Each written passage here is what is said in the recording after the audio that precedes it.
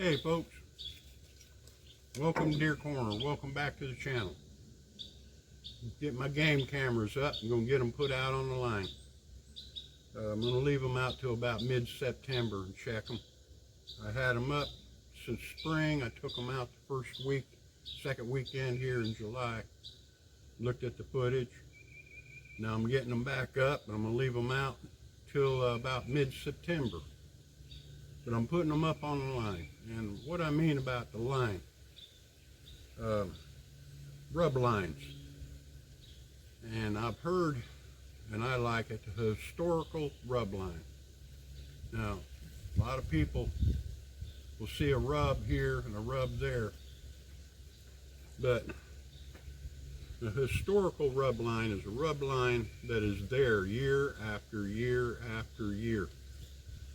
And back here on the back 40, we call it, or the church property, this line cuts through a corner of my property.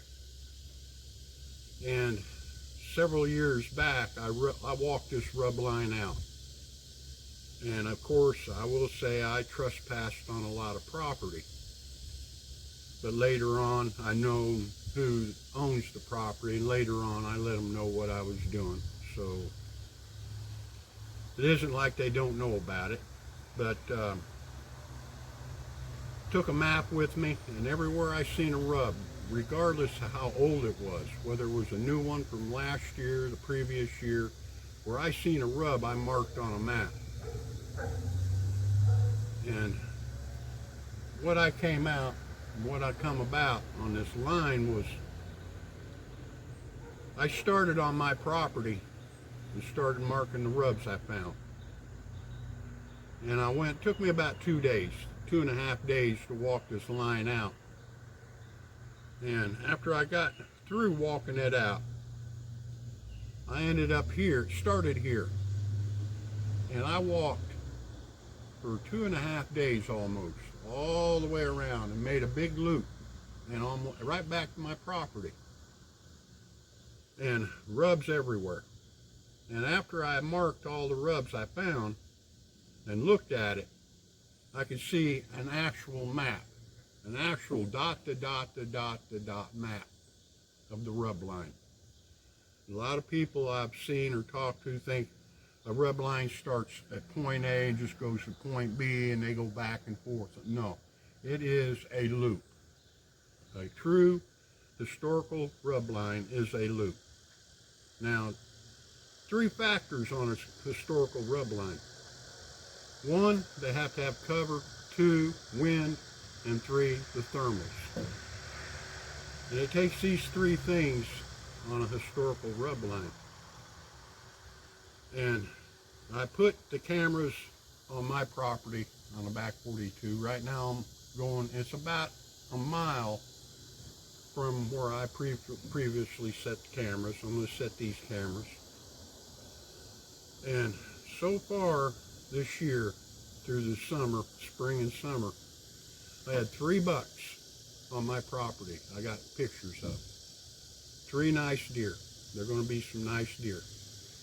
Now, where I had the previous camera set about 3/4 or a mile away on this rub line, this loop, I had the same 3 deer. But the thing about that, I had 2 extra deer on the back property, the back of that rub line, that I never have photos on the front. So evidently there's 2 loops in there that connect, and unfortunately I can't hunt that piece of property. It's not mine, and they won't allow me to hunt it. But hunting an historical rub line and finding one, I think that's why I'm so successful throughout the years on taking a nice deer every year. Here at the house, the 13 acres, the rub line is not on me. It's on the other side of the fence, about 30 yards. And the property owner there I know very well, and he don't want no hunting, no one climbing trees or anything. He's afraid somebody's going to get hurt. I understand all that. But on the other hand, he allowed me to shoot a deer within reason on his property. So at the house, I'm able to take a nice deer off of that rub line. Up at the mountains, at the cabin, I'm fortunate there. That rub line almost runs straight through the whole property. It's almost divided in two by the rub line up there. And that gives me 3 rub lines I can hunt. And hunting rub lines is how I kill the biggest majority of my prime deer, my big deer, come off them rub lines.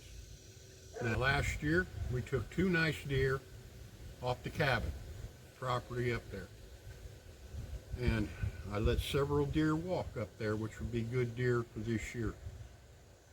And little funny story about that. Earlier this year, now there's a state park up there.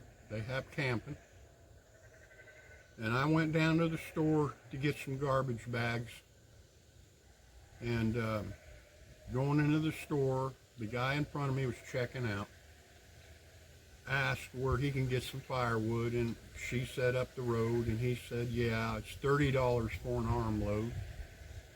And I made a comment to him. I said, look, I'm heading to my cabin. That's on your way. I can stop. There's a couple dead branches and trees right there. It'll take 5 minutes to cut it up. You can have it. So he followed me up there.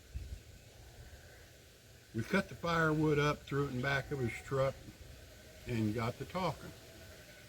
Now his wife showed me pictures of last year of the campsite where they were camping at the state park. And in them pictures of deer was the buck I took last year. Rack and all.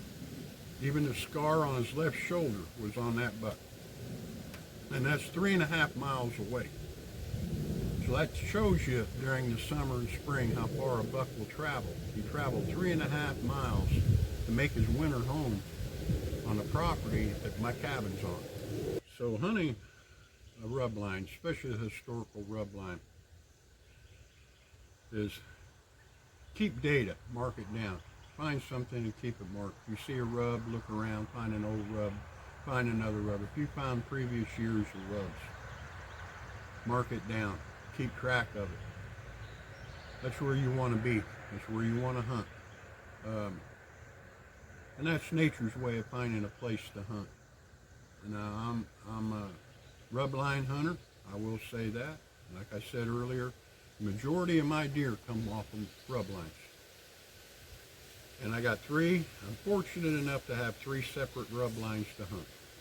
One rub line, like down at the back 40, the church property we call it, we took 2 nice deer off of it. But then again, we let some deer walk. So they may be pretty nice deer this year. But again, they may not be. And next year, it could be. But here at the house, up at the cabin, we have other chances, other choices to hunt, to take a good mature deer. See, I'm a meat hunter. I go after the size of the deer. I don't care about the rack. If that deer's 170 pounds or better, I'm going to take that deer for the meat. I'm not a wall hanger. I'm going for the meat. Always have, always will. But I've also heard about, boy, that's a big tree. That deer rubbed on a big tree there. That has to be a big deer. That's not true. Not true at all. Have you ever thought about that's the only tree on that line in that area that deer can rub on? There may not be any more trees unless he goes down a ways off the rub line and rubs on a tree.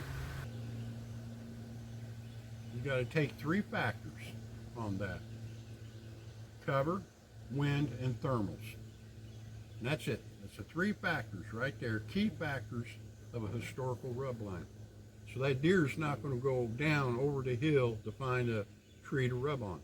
He's going to rub on a tree on that rub line with them 3 factors. So necessarily the size of the tree don't mean the size of the deer. It could be a very, very little tree, very little, or a big tree. But I'm getting these cameras put on the line, just to see what's going, what's moving. And that's how I take the majority of my deer. And I just hope this helps you out a little bit.